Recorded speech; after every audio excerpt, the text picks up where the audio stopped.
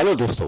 आज की इस डिजिटल मीटिंग में मैं बताने जा रहा हूं राजस्थान सरकार द्वारा कराई जाने वाली निःशुल्क तीर्थ यात्रा के बारे में, जो कि हर साल कराई जाती है।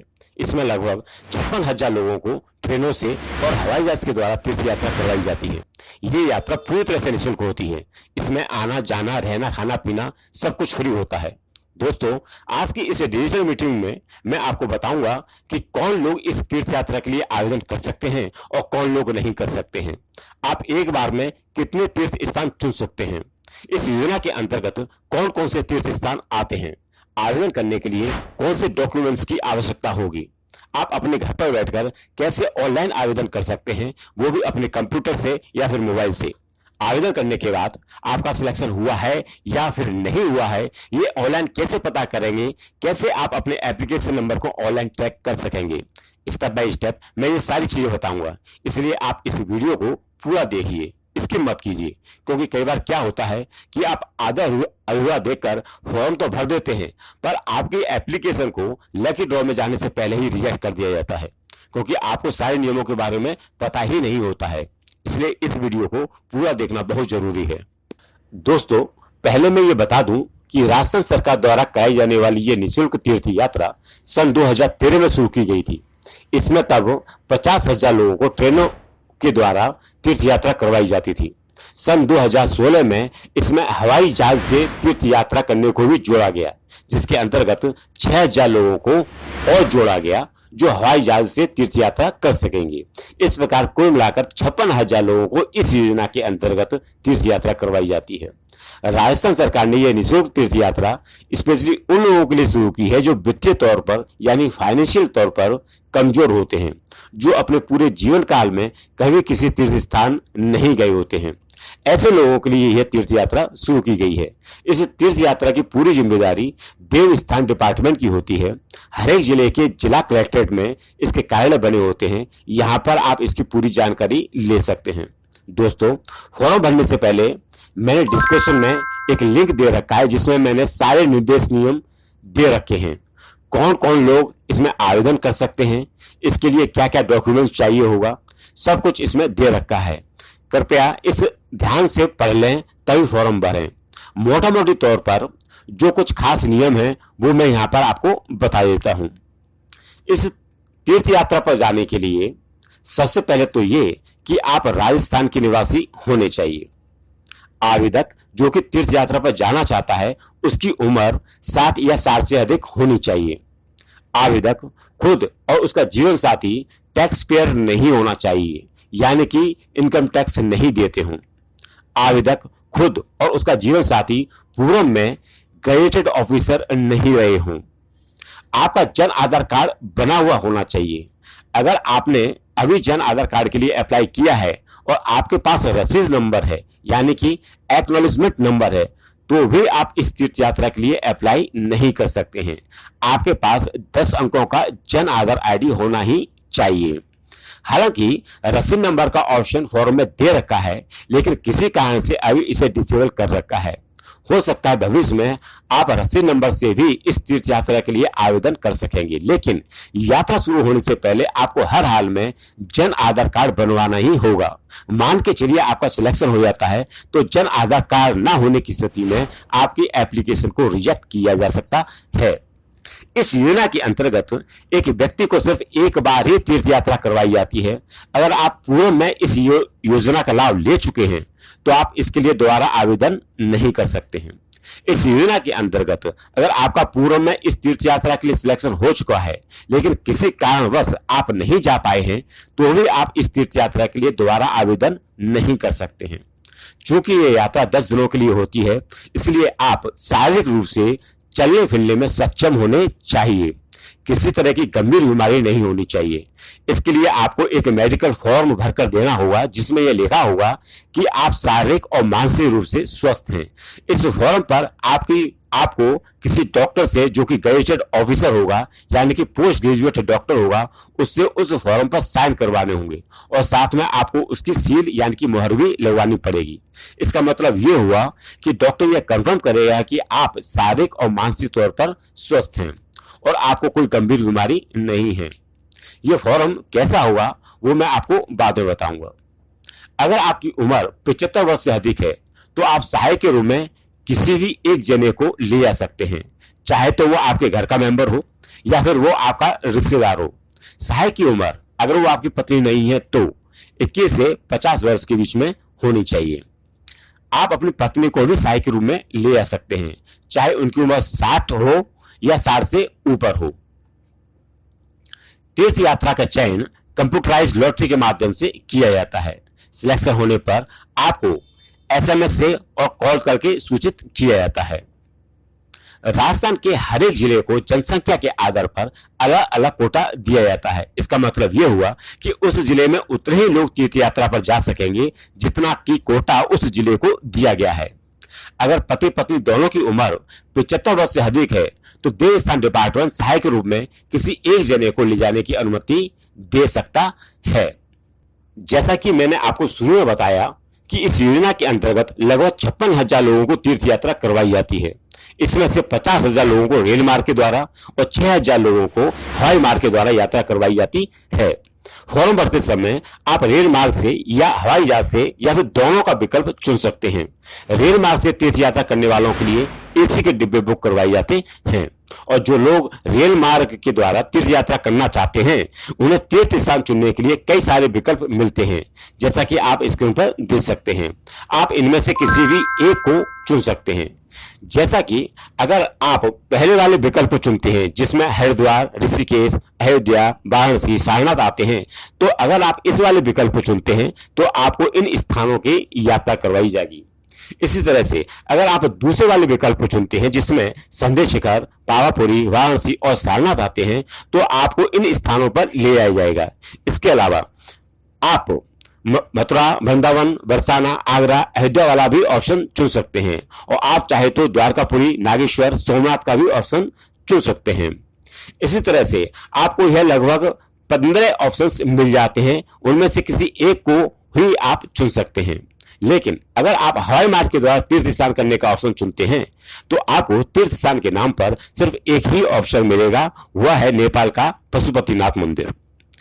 इतना सब कुछ जानने के बाद अब मुझे पूरा विश्वास है कि फॉर्म भरते समय अब आप कोई गलती नहीं करेंगे। अब मैं आपको अपने कंप्यूटर पर ले चलता हूं, साथ में मैं मोबाइल पर भी आपको दिखाऊंगा कि आप इस फॉर्म को अपने मोबाइल पर कैसे भर सकते हैं। फॉर्म का लिंक मैंने डिस्क्रिप्शन में दे रखा है।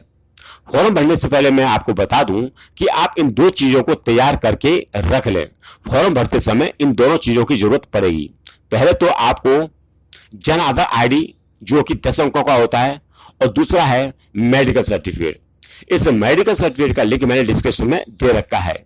जब आप इस मेडिकल सर्टिफिकेट को अपने कंप्यूटर पर खोलोगे तो वह कुछ इस तरह से दिखाई देगा, जैसा कि आप देख सकते हो।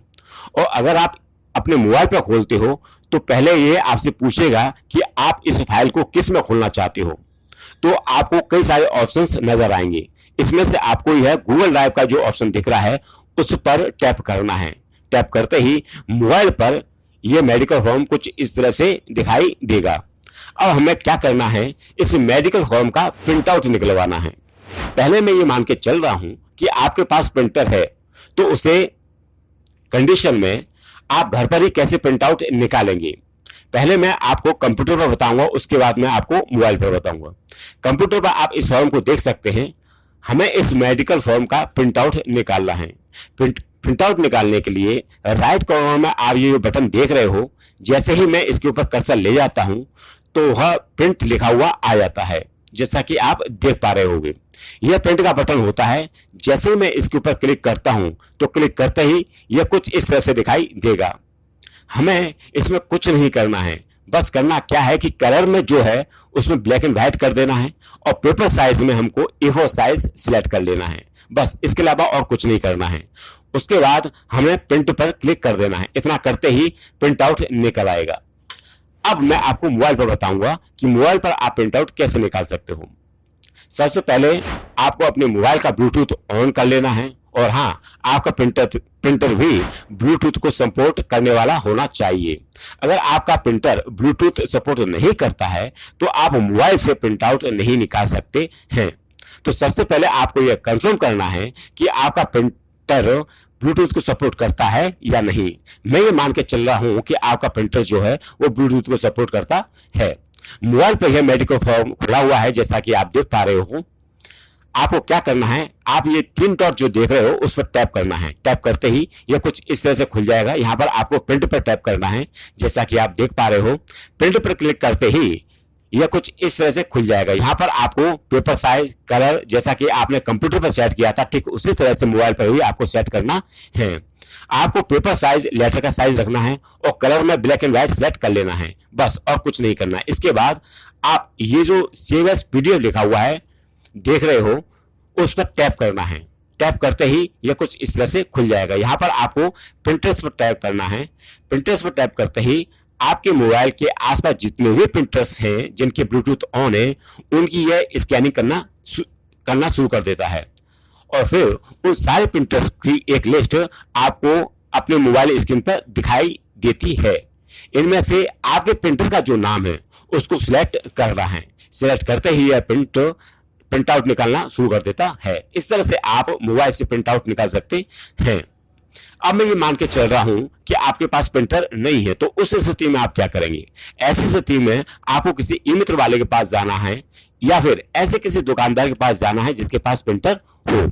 वहां जाकर आपको मेरे वीडियो का लिंक उसके व्हाट्सएप नंबर पर शेयर करना है और उसको बताना है कि इस वीडियो के डिस्क्रिप्शन में एक मेडिकल फॉर्म का लिंक दे रखा है, उसका एक प्रिंट आउट निकालना है। इतना कहने पर वो आपको एक प्रिंट आउट निकाल के दे देगा। प्रिंट आउट आपको ब्लैक एंड व्हाइट में ही निकलवाना है, क्योंकि अगर आप कलर में निकलवाते हो तो वो ज्यादा पैसे ले लेगा।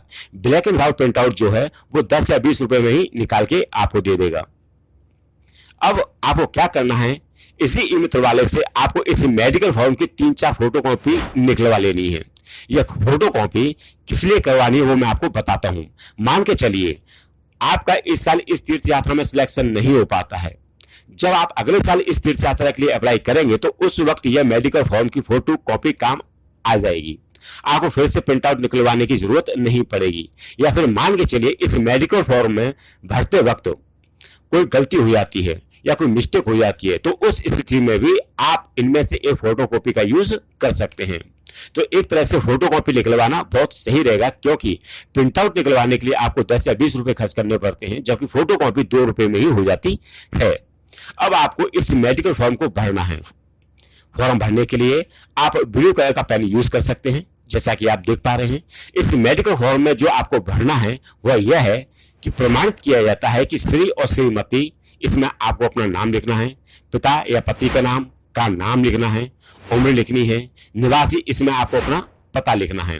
पहला, देवस्थान विभाग राजस्थान सरकार की वरिष्ठ नागरिक योजना में यात्रा हेतु शारीरिक एवं मानसिक रूप से स्वस्थ एवं सक्षम हैं। दूसरा, किसी संक्रामक रोग से ग्रसित नहीं हैं। तीसरा, आवेदक में ऐसी कोई शारीरिक असमर्थता या बीमारी नहीं है जो इन्हें 10 दिन लंबी यात्रा तथा यात्रा साधन से नीचे उतरने, चढ़ने, चलने इत्यादि में असक्षम बनाती है। इसी के साथ अगर आप अपने साथ अपनी पत्नी या सहायक के रूप में किसी और को ले जाना चाहते हो तो ये नीचे वाला फॉर्म भी ठीक उसी तरह से भर लें जैसा कि आपने ऊपर वाला फॉर्म भरा है। फॉर्म भरने के बाद अब आपको इस फॉर्म पर एक ऐसे डॉक्टर के साइन करवाने हैं और सील लगवानी है जो कि गैजेटेड ऑफिसर हो, यानी कि पोस्ट ग्रेजुएट कर रखा हो। अगर वह डॉक्टर आपकी जान पहचान का है तो बड़े आराम से कर देगा, लेकिन अगर वह जान पहचान का नहीं है तो आप उससे यह कह सकते हैं कि राजस्थान सरकार द्वारा कराई जाने वाली जो तीर्थ यात्रा है उसमें मैं शामिल होने जा रहा हूं। मैं शारीरिक और मानसिक रूप से स्वस्थ हूं, मुझे चलने फिरने में कोई दिक्कत नहीं है। अगर आप सिग्नेचर कर देते हैं और सील लगा देते हैं तो मैं भी इस यात्रा का हिस्सा बन सकता हूं। इतना वह कहने से मुझे पूरा विश्वास है कि वह डॉक्टर आपके फॉर्म पर साइन कर देगा और सील भी लगा देगा। इस तरह से अब आपका यह मेडिकल फॉर्म पूरी तरह से कंप्लीट हो जाता है। अब आपको क्या करना है, अपने मोबाइल से इस मेडिकल फॉर्म का एक फोटो ले लेना है। कोशिश करना कि फोटो एकदम क्लियर आए। जब आप फोटो ले लेते हैं तो आपके मोबाइल पर यह मेडिकल फॉर्म का फोटो कुछ इस तरह से दिखाई देगा, जैसा कि आप देख सकते हैं। यह आपका एक कंप्लीट मेडिकल फॉर्म है, इसमें किसी भी तरह की कोई गलती नहीं है। अगर आप तीर्थ यात्रा के लिए आवेदन अपने मोबाइल से कर रहे हैं तो आपको यह मेडिकल फॉर्म फोटो गैलरी में मिल जाएगा, लेकिन अगर आप तीर्थ यात्रा के लिए आवेदन अपने कंप्यूटर से कर रहे हैं तो फिर आपको यह मेडिकल फॉर्म अपने कंप्यूटर पर ट्रांसफर करना होगा। किसी भी फाइल या फोटो को मोबाइल से कंप्यूटर पर ट्रांसफर करने के लिए कई सारे तरीके हैं। हम लोग यहाँ पर व्हाट्सएप का यूज करेंगे। सबसे पहले अपने मोबाइल से इस मेडिकल फॉर्म को अपने किसी फ्रेंड या रिश्तेदार के व्हाट्सएप नंबर पर सेंड कर देंगे। उसके बाद हमको व्हाट्सएप को अपने कंप्यूटर पर खोलना होगा। व्हाट्सएप कंप्यूटर पर कैसे खोला जाता है, इसके लिए लिंक मैंने डिस्क्रिप्शन में दे रखा है। जब आप इस लिंक पर क्लिक करते हैं तो कुछ इस तरह का इंटरफेस आपको दिखाई देगा। यहाँ पर ये आपको क्यूआर कोड स्कैन करने के लिए कह रहा है। अब आपको अपने मोबाइल पर अपना व्हाट्सएप खोलना होगा। टॉप राइट कॉर्नर में ये जो 3 डॉट दिख रहे हैं, इस पर टैप करना है। टैप करने के बाद कुछ इस तरह का इंटरफेस आपको दिखाई देगा। यहाँ पर आपको ये जो लिंक्ड डिवाइस देख रहे हैं, इस पर टैप करना है। टैप करने के बाद यह आपसे क्यूआर कोड स्कैन करने के लिए बोलेगा। अब आपके कंप्यूटर पर जो व्हाट्सएप खुला हुआ है, उसमें जो क्यूआर कोड देख रहा है, उसको अपने इस स्कैनर से स्कैन करना है। जैसे ही आप स्कैन करेंगे तो व्हाट्सएप है वह आपके कंप्यूटर पर खुल जाएगा। अब हमने जिस फ्रेंड को हम मेडिकल फॉर्म सेंड किया था, उस फ्रेंड के मैसेज बॉक्स में जाकर उस फाइल को अपने कंप्यूटर पर डाउनलोड कर लेंगे। अब आपके पास आपका जन आधार आईडी है और मेडिकल सर्टिफिकेट भी है, यानी कि वो 2 चीजें जो मैंने शुरू में आपको बताई थी, वह दोनों चीजें अब बनकर तैयार हैं। अब हम तीर्थ यात्रा के लिए आवेदन करेंगे। चलिए, तीर्थ स्थान का ये फॉर्म जो है वो आपके कंप्यूटर पर खुला हुआ है। इस तीर्थ स्थान का ये फॉर्म का लिंक मैंने डिस्क्रिप्शन में दे रखा है। जैसे ही आप उस लिंक पर क्लिक करोगे तो आपके कंप्यूटर पर ये फॉर्म कुछ इस तरह से दिखाई देगा। और अगर आप अपने मोबाइल पर खोलते हो तो ये फॉर्म कुछ इस तरह से दिखाई देगा आपके मोबाइल पर, ठीक है ना। जैसा कि मैंने आपको शुरू में बताया, चाहे आप अपने कंप्यूटर पर खोलो या फिर आप अपने मोबाइल पर खोलो, कोई फ़र्क नहीं, बस देखने भर का फ़र्क है। कंप्यूटर पर वो थोड़ा सा बड़ा दिखाई देता है और आपके मोबाइल पर वो थोड़ा छोटा दिखाई देता है, बस इतने बार फ़र्क है। मैं आपको विश्वास दिलाता हूँ, आप बड़ी आसानी से अपने घर पर अपने मोबाइल से इस फॉर्म को बिना किसी दिक्कत के भर सकते हैं। कोई दिक्कत नहीं आएगी आपको, ठीक है। मैं आपको दोनों पर ही बताता चलूँगा कि कंप्यूटर से और मोबाइल से आप इस फॉर्म को कैसे भर सकते हैं। चलिए, यहाँ पर जैसा आप देख पा रहे हो, यहाँ पर आपको अपना जन आधार आईडी डालना है।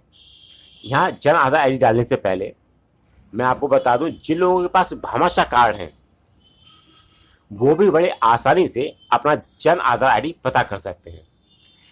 यहाँ पर ये बटन देख रहे हैं लास्ट में, जिस पर यह लिखा हुआ है भामाशाह से जन आधार नंबर खोजें, तो इस पर आपको क्लिक करना है।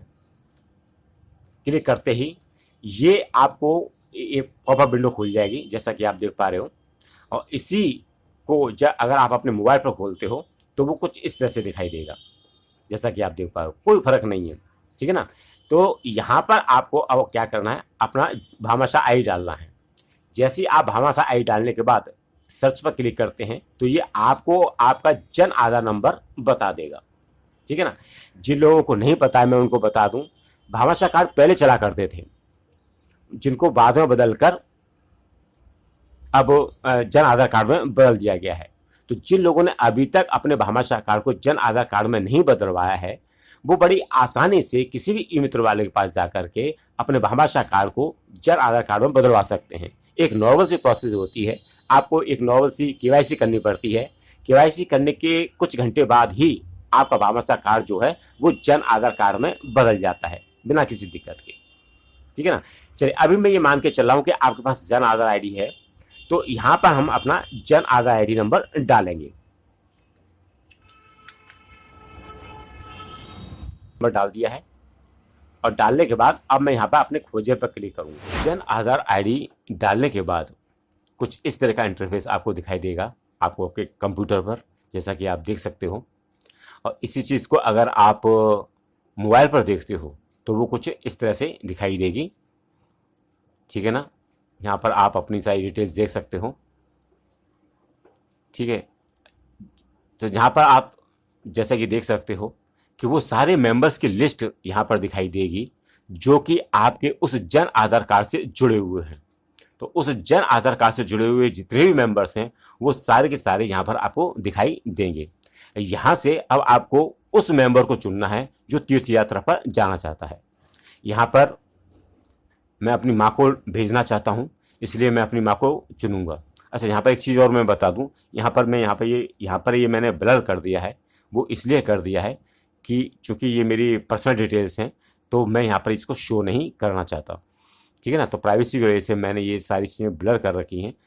तो अब मैं यहाँ पर अपनी माँ को चुनूँगा।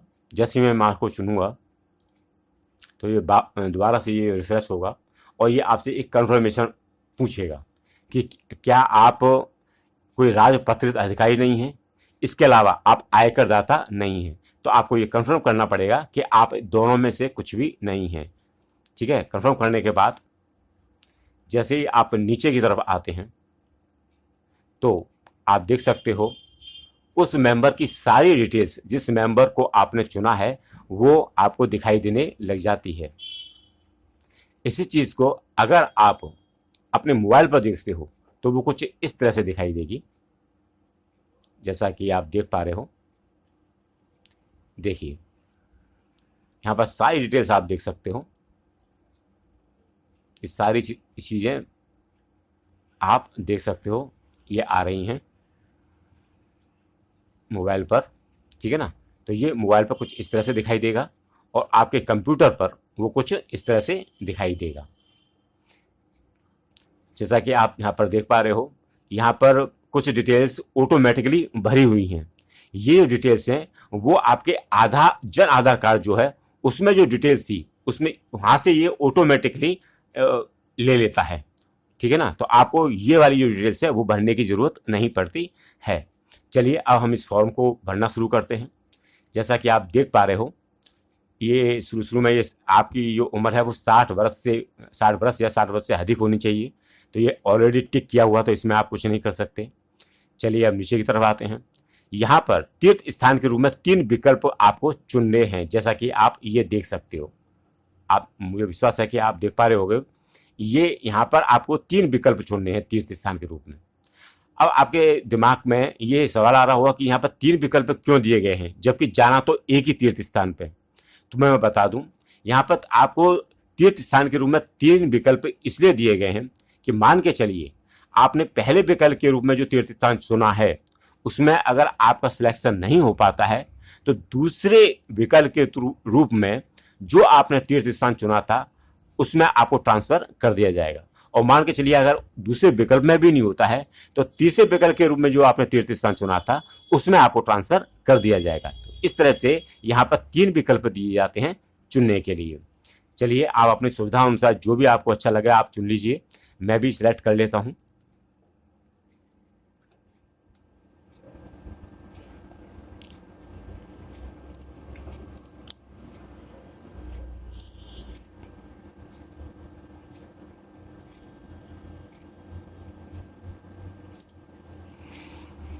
ठीक है, मैंने चुन लिया है और आप भी अपने हिसाब से जो भी आप तीर्थ स्थान पर जाना चाहते हैं, अपने हिसाब से चुन लीजिएगा। चलिए, अब नीचे आते हैं। नीचे ये पूछ रहा है कि क्या आप हवाई जहाज से पशुपतिनाथ, जो कि काठमांडू नेपाल में है, यात्रा करना चाहते हैं। तो चूंकि मेरी माँ कंफर्टेबल नहीं है, इसलिए मैं नहीं करूँगा।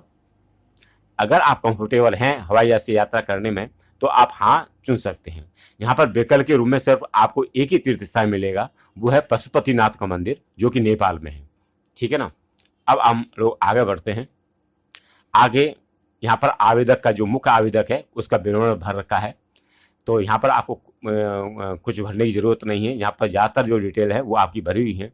देखिए, ठीक है ना? यहाँ पर व्यवसाय के रूप में आप जैसा आप देख पा रहे हो, यहाँ पर आप चुन लीजिए। चूँकि मेरी माँ हाउस वाइफ है, इसलिए मैं उनको हाउस वाइफ से ऐड कर लूँगा। आप अपने हिसाब से जो भी है वो भर लीजिए। अगर आपके पास ईमेल आईडी भी है, तो आप ईमेल आईडी भी यहाँ पर अपना डाल सकते हैं। ठीक है ना? अब इसमें भरे जाने की कुछ ज़रूरत नहीं है। अब हम नीचे की तरफ आते हैं, आगे बढ़ते हैं। आगे जैसा कि आप देख पा रहे हो, ये आवेदक के पते का विवरण पूछ रहा है। तो हमें यहाँ पर आवेदक का पता डालना है। देखिए, तो अपने हिसाब से जो भी है आप भर लीजिए इसमें। बाकी का जिला, वार्ड और बाकी का जो सारी चीज़ें भरी हुई हैं, तो इसमें आपको कुछ भरने की जरूरत नहीं। हाँ, विधानसभा का नाम आप अपने हिसाब से जो भी आपका विधानसभा का क्षेत्र है, वो विधानसभा का नाम है, वो यहाँ पर डाल दीजिए।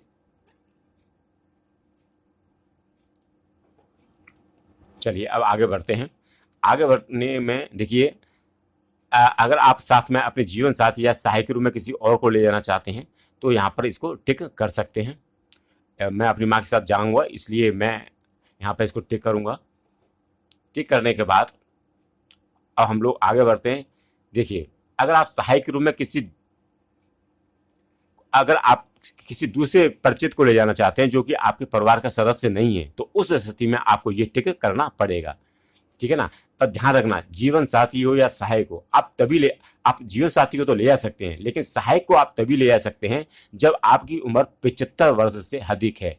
अगर आपकी उम्र 75 वर्ष से कम है तो सहायक के रूप में आप फिर किसी को नहीं ले जा सकते हैं, सिर्फ पत्नी को ले जाया जा सकता है, ठीक है ना। चलिए अब हम नीचे आगे बढ़ते हैं। आगे यहाँ पर यह पूछ रहा है कि आपात स्थिति में अगर आप मान के चलिए तीर्थ स्थान अगर आप जाते हैं, आपका चयन हो जाता है और आप जाते हैं, तो अगर वहाँ पर कोई आपात स्थिति हो जाती है तो उस स्थिति में आपको दो लोगों के नाम जो आपके परिचित हैं, आपके रिश्तेदार हैं या आपके परिजन हैं, किसी के भी नाम आप यहाँ पर डाल सकते हैं, ठीक है ना। आपको उसका नाम देना होगा, उसका मोबाइल नंबर डालना पड़ेगा, उसका पता डालना पड़ेगा, ठीक है ना, और उससे आपका क्या संबंध है वो भी यहाँ पर आपको भरना पड़ेगा। तो मैं जल्दी से भर लेता हूँ, आप भी अपने हिसाब से जो भी है आपका वो भर लीजिए।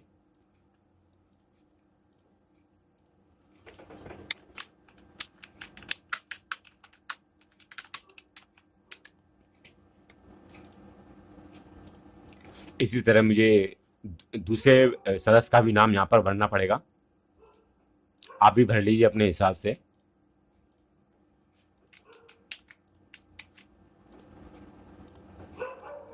चलिए, ये भरने के बाद अब हम लोग आगे बढ़ते हैं।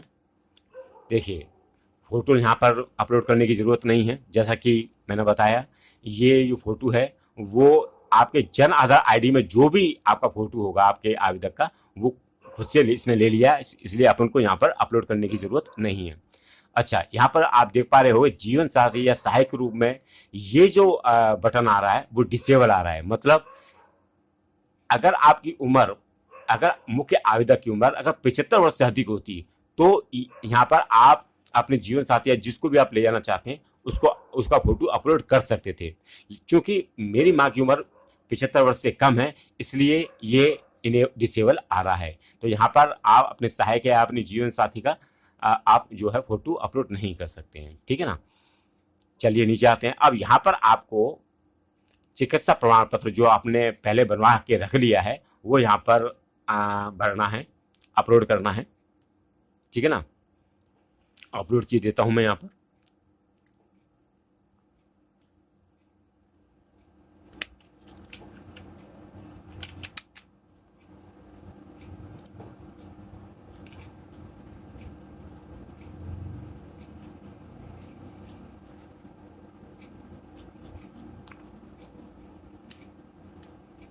ठीक है, अब यहाँ पर जैसा आप देख पा रहे होंगे, आप सहायक के रूप में आप यहाँ पर अपलोड नहीं कर सकते हो।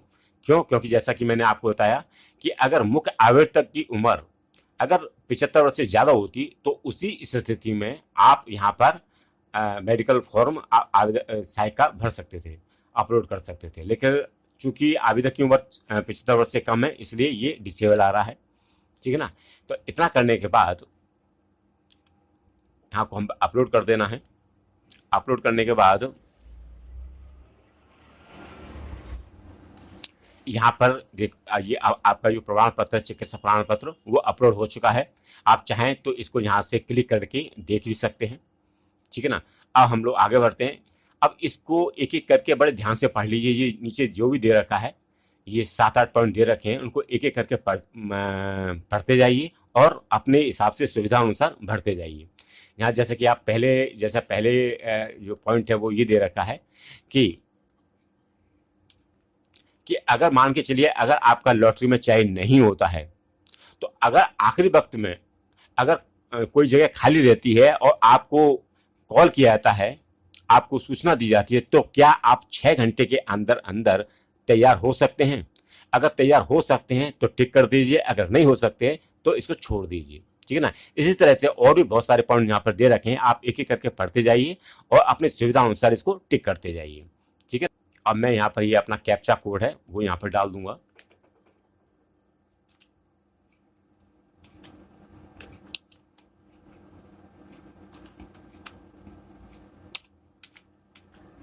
देखिए, अगर लेटर कैपिटल में है तो कैपिटल में भरना है, अगर स्मॉल में है तो स्मॉल में भरना है, और सही भरना है, देख करके भरना है, ध्यान से, ठीक है ना। इतना करने के बाद एक बार और चेक कर लीजिए कि आपने अपनी सारी डिटेल्स अच्छी तरीके से भर दी हैं या नहीं भर दी हैं। अच्छा, एक बात याद रहे, जितने भी ये जो रेड स्टार आप देख रहे हो ना, सिर्फ उन्हीं को ही भरना है, ठीक है ना। और जिनके आगे ये रेड स्टार नहीं लगा है उनको आप चाहो तो छोड़ सकते हो। जैसा कि आप देख पा रहे होंगे, ये जो रेड स्टार लगा हुआ है ना, उन्हीं को ही, वो यही कंपलसरी होते हैं, यही मैंडेटरी होते हैं, उनको ही भरना होता है। बाकी का जिनके आगे ये रेड स्टार नहीं है उनको आप चाहो तो छोड़ सकते हो।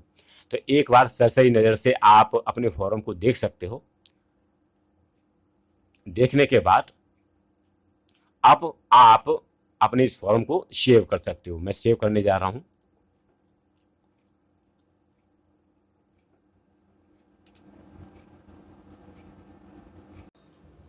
फॉर्म सबमिट करने के बाद आपको ये एक एरर दिखाई दे रही होगी कि आपने आवेदक का फोटो अपलोड नहीं किया है। अगर आपको, जबकि आवेदक का फोटो ऑलरेडी अपलोडेड था, लेकिन अगर आपको भी इसी तरह की कोई एरर दिखाई दे रही हो तो आपको चिंता करने की जरूरत नहीं है। आपका फॉर्म पहले से ही सक्सेसफुली सबमिट हो चुका है। अगर आपके फॉर्म में किसी भी तरह की कोई कमी रह गई है तो हम लोग उसको बाद में सुधार कर सकते हैं। किसी भी फॉर्म में सुधार करने के लिए आपको दो चीजों की आवश्यकता होगी, एक तो एप्लीकेशन नंबर और दूसरा जन आधार आईडी। तो चलिए पहले पता करते हैं कि हमने जो फॉर्म भरा है उसका एप्लीकेशन नंबर क्या है। एप्लीकेशन नंबर पता करने के लिए, जो आपने फॉर्म भरा है उसका एप्लीकेशन नंबर मालूम करने के लिए आपको पहले देवस्थान डिपार्टमेंट की जो ऑफिशियल वेबसाइट है उसको खोलना है। खोलने के बाद ये जो आपको ये पहला लिंक दिखाई दे रहा है, ये वाला, इस पर आपको क्लिक करना है। जैसे ही आप इस पर क्लिक करते हैं तो आपको कुछ इस तरह का इंटरफेस दिखाई देगा। यहाँ पर आपको फिर से ये पहला वाला जो बॉक्स दिखाई दे रहा है उस पर आपको क्लिक करना है। क्लिक करते ही आपको कुछ इस तरह का इंटरफेस दिखाई देगा। यहाँ पर आपको जो ये पहला वाला बॉक्स दिखाई दे रहा है जिसमें लिखा हुआ तीर्थ यात्रा आवेदन करने के लिए, आपको इस पर क्लिक करना है। जैसे ही आप इस पर क्लिक करते हैं तो आपको कुछ इस तरह का इंटरफेस दिखाई देगा, ठीक है ना। अब यहां पर आपको ये जो गेट एप्लीकेशन नंबर, ये ऊपर ये बॉक्स जो बना हुआ है, इस पर आपको क्लिक करना है। जैसे ही आप इस पर क्लिक करते हैं तो आपको कुछ इस तरह का इंटरफेस दिखाई देगा, ठीक है ना। यहां पर आपको अपना जन आधार आईडी डालना है या फिर मोबाइल नंबर से भी पता कर सकते हैं। तो अगर आप अपना जन आधार आईडी नंबर डालते हैं और खोजे पर क्लिक करते हैं तो ये आपको आपका एप्लीकेशन नंबर बता देगा, ठीक है। अगर आपका फॉर्म सही तरीके से भरा हुआ होगा, अगर आपका फॉर्म सही तरीके से सबमिट हो गया होगा तो ये आपको आपका एप्लीकेशन नंबर बता देगा। तो इस तरह से हम एप्लीकेशन नंबर पता लगा सकते हैं। आपने जो तीर्थ स्थान के लिए आवेदन किया था उस आवेदन के फॉर्म में अगर आप किसी तरह का सुधार करना चाहते हैं तो किसी फॉर्म में सुधार करने के लिए आपको दो चीज़ों की जरूरत पड़ेगी। पहला तो एप्लीकेशन नंबर और दूसरा जन आधार आईडी, ठीक है ना। एप्लीकेशन नंबर अभी हमने थोड़ी देर पहले निकाला था और जन आधार आईडी आपके पास हो गई। चलिए अब सुधार करते हैं। सुधार करने के लिए सबसे पहले आपको जो देवस्थान डिपार्टमेंट की ऑफिशियल वेबसाइट है उस पर आना होगा। जैसा कि आप देख सकते हो यहाँ पर ये जो पहला वाला लिंक दिखाई दे रहा है जिस पर ये लिखा हुआ है वरिष्ठ नागरिक तीर्थ यात्रा योजना 2025 के आवेदन के लिए, यहाँ पर क्लिक करें, उस पर क्लिक करना है। उस पर क्लिक करते ही आपको कुछ इस तरह का इंटरफेस दिखाई देगा। यहाँ पर आपको जो पहला वाला बॉक्स दिखाई दे रहा है, यहाँ पर टोटल 3 बॉक्स दिखाई दे रहे हैं, उसमें से जो पहला वाला बॉक्स दिखाई दे रहा है जिसमें ये लिखा हुआ है वरिष्ठ नागरिक तीर्थ यात्रा योजना, उस पर आपको क्लिक करना है। जैसे ही आप उस पर क्लिक करेंगे तो कुछ इस तरह का इंटरफेस आपको दिखाई देगा। यहाँ पर आपको ये 5 बॉक्स दिखाई दे रहे हैं। यहाँ पर आपको ये तीसरे नंबर का जो बॉक्स दिखाई दे रहा है जिसमें ये लिखा हुआ है अपडेट आवेदन, उस पर आपको क्लिक करना है। जैसे ही आप इस पर क्लिक करते हैं तो कुछ इस तरह का इंटरफेस आपको दिखाई देता है। यहाँ पर ये आपसे पंजीयन क्रमांक यानी कि एप्लीकेशन नंबर पूछ रहा है और जन आधार आईडी पूछ रहा है, तो ये दोनों आपको भरने हैं। चलिए मैं भरता हूं। भरने के बाद अब आपको खोजे पर क्लिक करना है। जैसे ही आप खोजे पर क्लिक करते हैं तो जो फॉर्म आपने भरा था वो खुल जाता है, जैसा कि आप देख पा रहे हो। ये जो फॉर्म जो आपने भरा था वो आपके सामने है।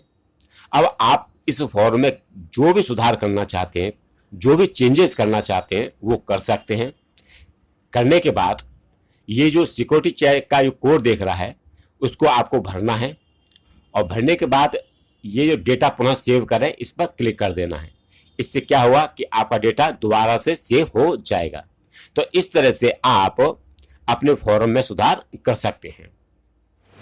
अब मैं इस वेबसाइट के बारे में आपको एक छोटा सा इंट्रो देने जा रहा हूं, जिससे कि अगर आपके दिमाग में किसी भी तरह का कंफ्यूजन रह गया हो या किसी तरह का प्रश्न रह गया हो तो वो सारी चीजें अब आपके क्लियर हो जाएंगी। ठीक है ना। तो जैसा कि आपको पता है कि देवस्थान डिपार्टमेंट द्वारा ये तीर्थ यात्रा हर साल करवाई जाती है। हर साल आवेदन निकाले जाते हैं। तो जैसे ही आवेदन निकाले जाते हैं तो कुछ इस तरह का इंटरफेस आपको देखने को मिलता है, जैसा कि आप देख पा रहे हो।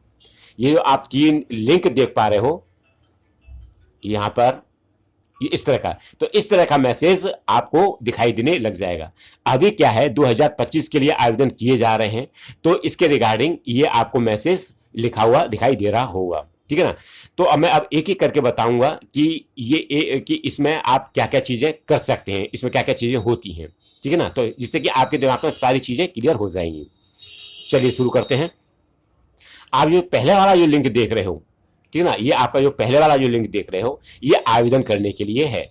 ठीक है ना। ये दूसरा वाला आप जो देख रहे हो, ये दूसरा वाला जो लिंक देख रहे हो ये संपर्क करने के लिए। मान के चलिए कि आपके दिमाग में किसी भी तरह का कंफ्यूजन है या कोई प्रश्न है या आपको कोई जानकारी चाहिए, तो आप जब इस पर क्लिक करेंगे तो वो कुछ इस तरह से आपको दिखाई देगा।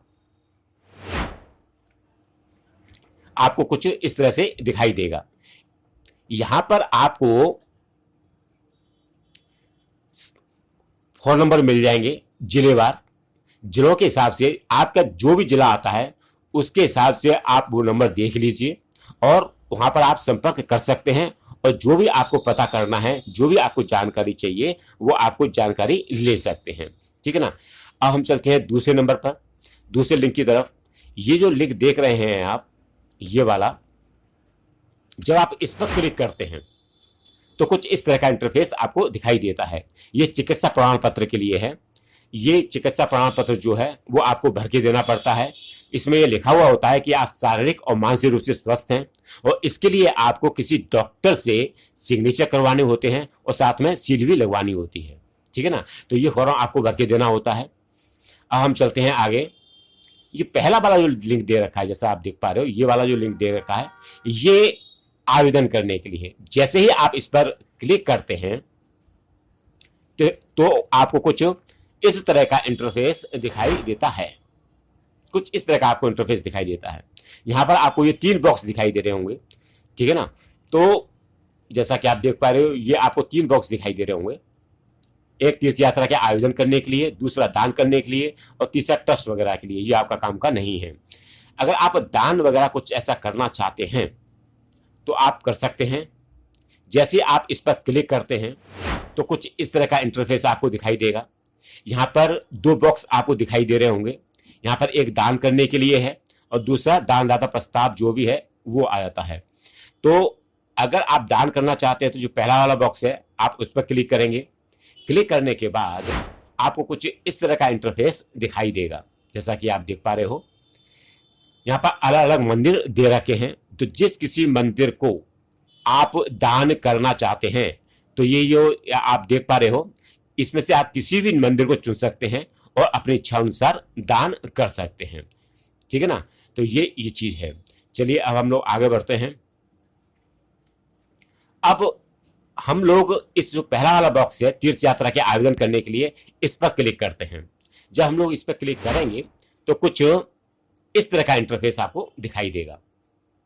जैसा कि आप देख पा रहे हो यहां पर आपको 5 बॉक्स नजर आएंगे अलग अलग। ये पहला वाला जो बॉक्स है वो आवेदन करने के लिए है।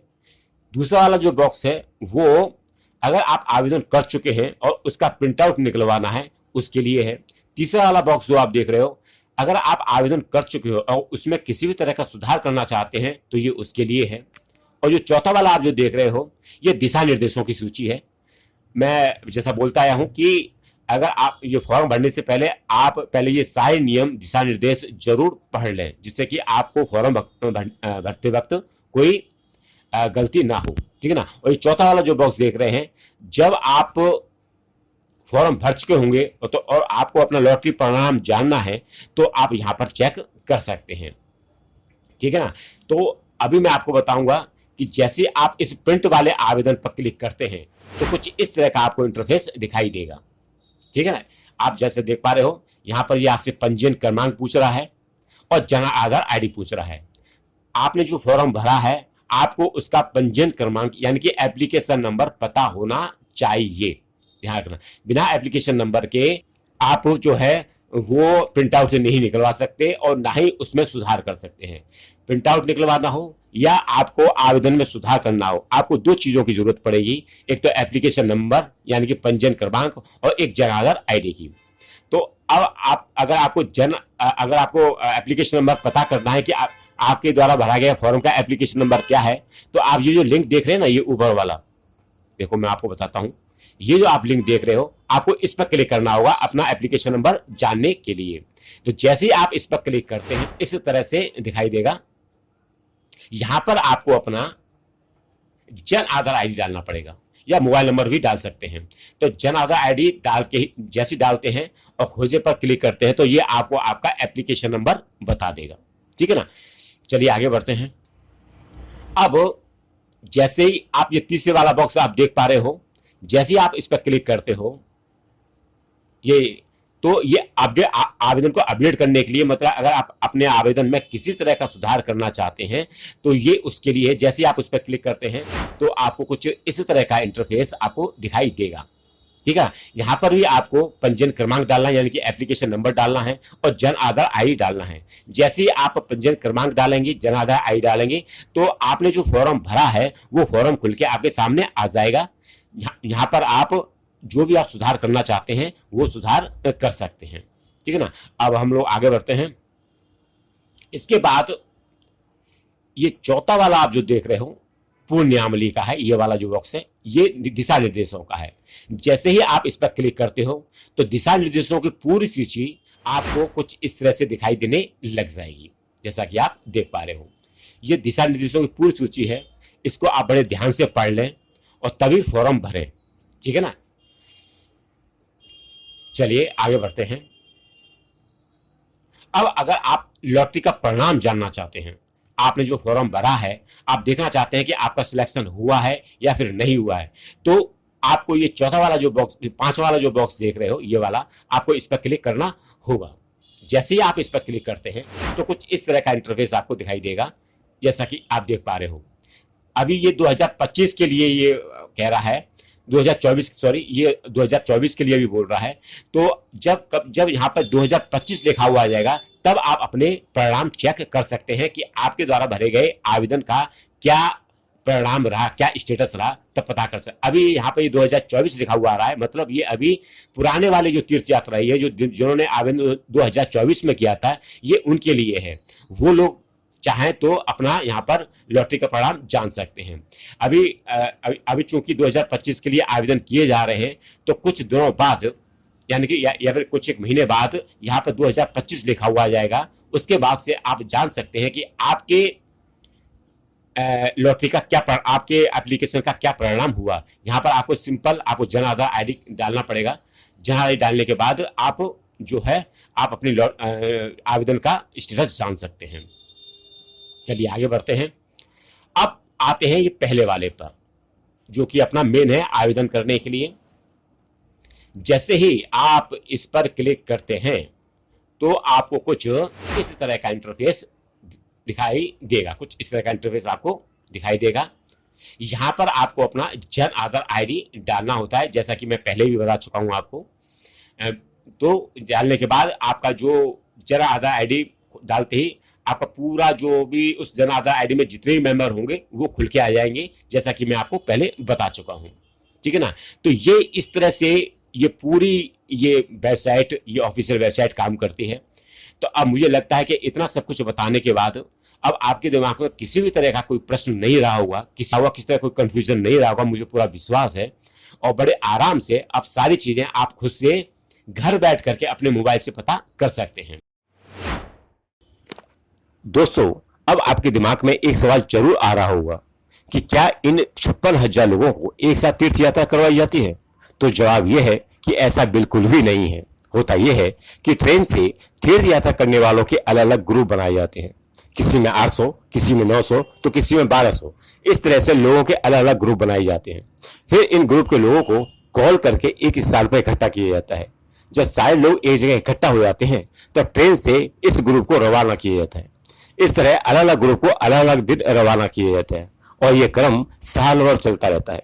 ठीक इसी तरह से हवाई जहाज से तीर्थ यात्रा करने वालों के भी 200, 250 लोगों के ग्रुप बनाए जाते हैं। फिर इस ग्रुप को अलग अलग दिन रवाना किया जाता है। इसी तरह से यह क्रम साल भर चलता रहता है। दोस्तों, मैंने ये वीडियो बहुत ही आसान भाषा में बनाया है। इस वीडियो में मैंने सब कुछ क्लियर करने की कोशिश की है, सब कुछ कवर करने की कोशिश की है। फिर भी अगर मुझसे कुछ छूट गया हो, अगर मैं कुछ भूल गया हूं, तो दोस्तों मैं तहे दिल से आपसे माफी मांगना चाहूंगा। वीडियो लंबा जरूर हो गया है, पर मैंने एक एक चीज इसमें समझाने की कोशिश की है। इस वीडियो को देखने के बाद मुझे पूरा विश्वास है कि आप अपने आप खुद से अपने मोबाइल से यह फॉर्म अपने घर पर बैठकर बड़ी आसानी से भर सकते हैं। आपको किसी भी तरह की कोई दिक्कत नहीं आएगी।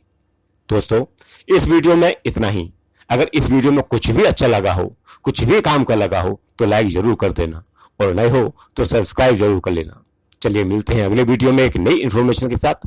तब तक अपने आप को अपडेट करते रहिए और आगे बढ़ते रहिए, क्योंकि जो नहीं करेगा अपने आप को अपडेट, वो हो जाएगा आउट ऑफ डेट।